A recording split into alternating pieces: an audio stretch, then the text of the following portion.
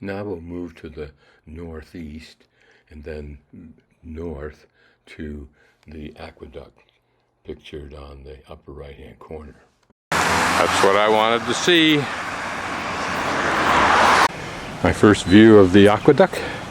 Looks like I'm getting closer. The archaeologist told me he strongly recommended that I not go here. One of the great monuments in the area, I think, of the Romans.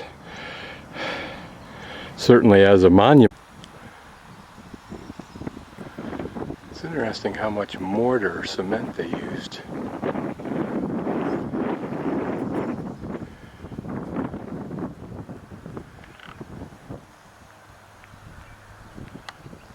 I'm pretty sure at some later time this aqueduct was converted to this aqueduct, a more modern aqueduct with pipes embedded in this row of cement.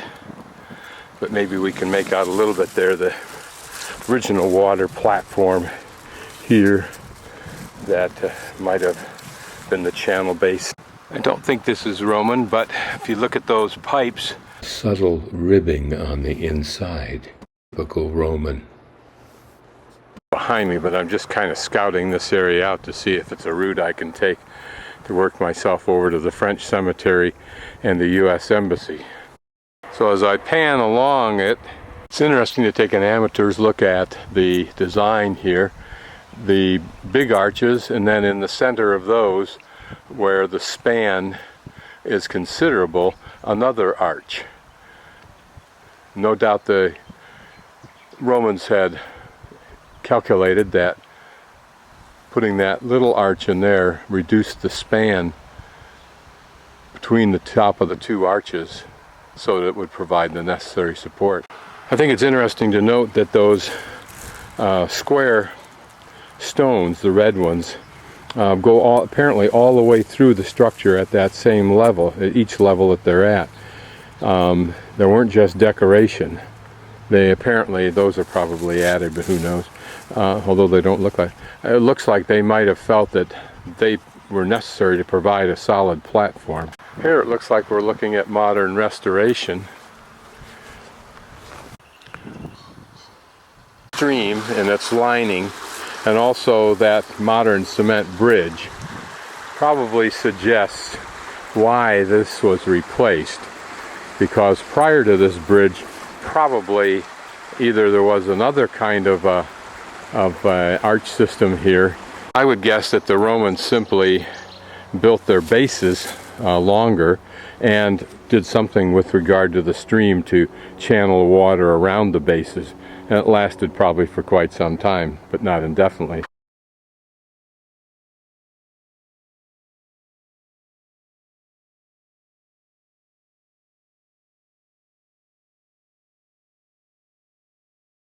(1914–1918) Cimetière militaire français. It's good that we have these cemeteries. When will nationalism become a benign trait? Such cemeteries always seem like such a mockery of that shibboleth that we tout of the great value of human life. My usual unerring accuracy, that very pretty mosque. I think this is the first street sign that I've seen in Skopje. It's clear that some time ago work was done on places like parks, etc., etc. By its age, it looks like it could be 20. So this is the old railroad station.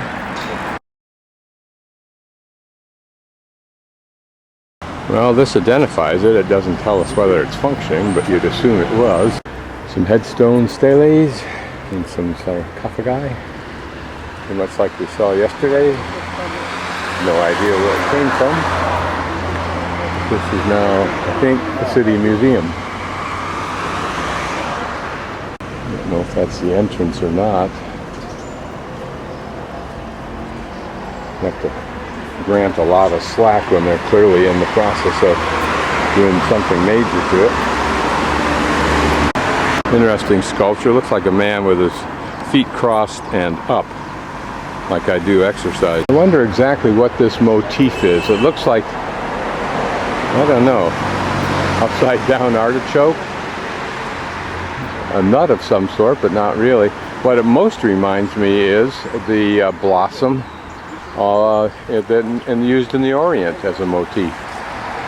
This headstone kind of interesting because it's pretty much a cylinder, but not quite. It tapers on either end. Yeah, it's hard to believe that anything is functioning here, but maybe it is.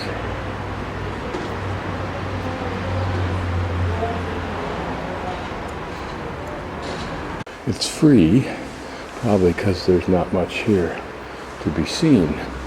The first significant room that's clean and painted is just some recent modern art. Here we enter into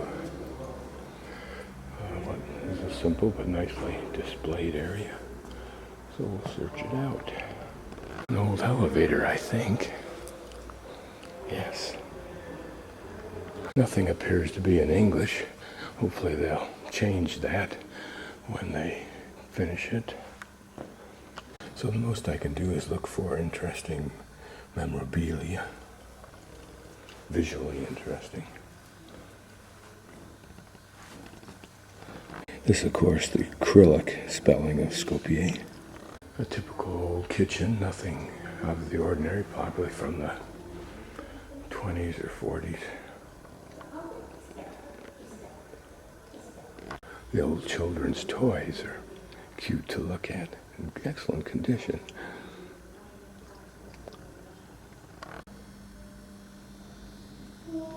Tony Curtis, Rock Hudson, Jane, Elizabeth.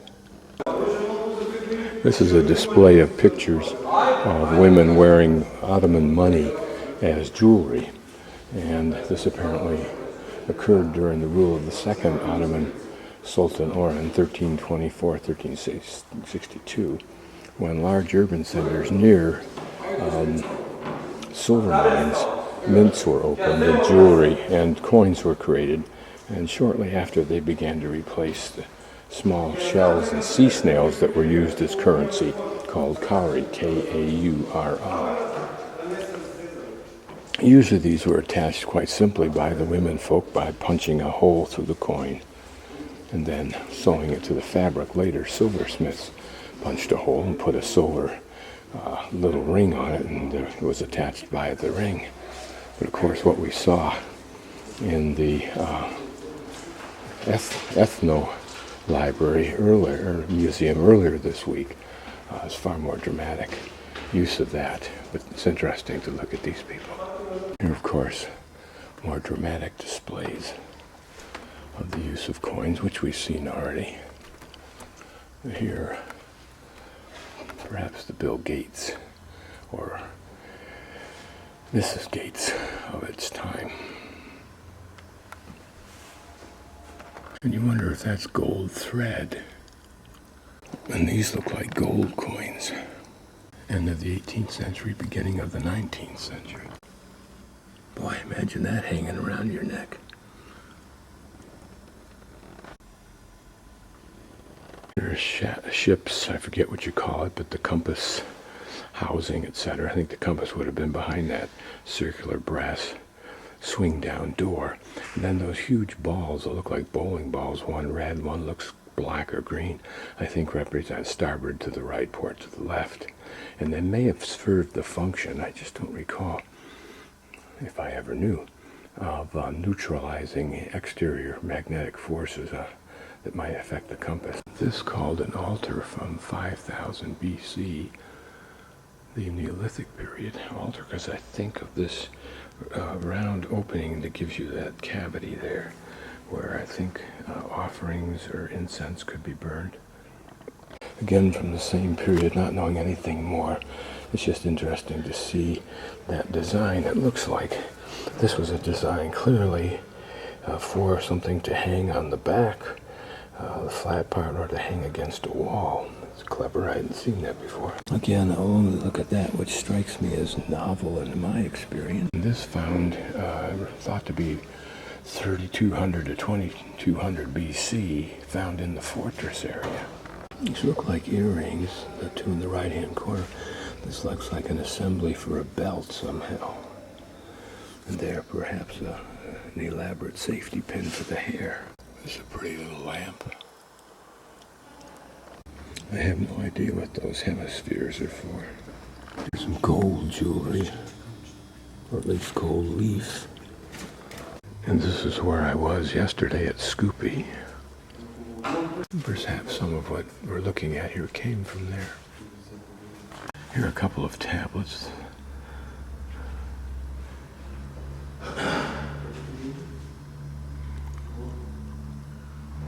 I hadn't seen these before. They might be a clasp for something like a robe.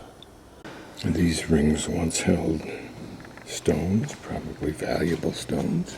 Here a delicate torso. Was this once somebody who had it commissioned for themselves, or?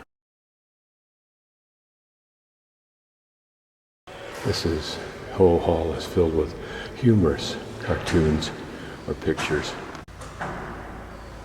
Very Chinese. Perhaps a poke at the bribery of athletes. Some poke at the euro, but I can't quite be sure what the humor is. I think this is a dictator painting the slots on the ballot box so that obviously they won't work, but give the appearance of same. Here it looks like Earth is portrayed as a drop coming from a spigot that originates somewhere in the galaxy. The difficulty of pool and space. Wall Street's big money crushing the masses that are after the little bit of money to the left. I wonder if these are communist era, or any of them are. The duplicity or hypocrisy inherent in peace treaties? Not quite sure.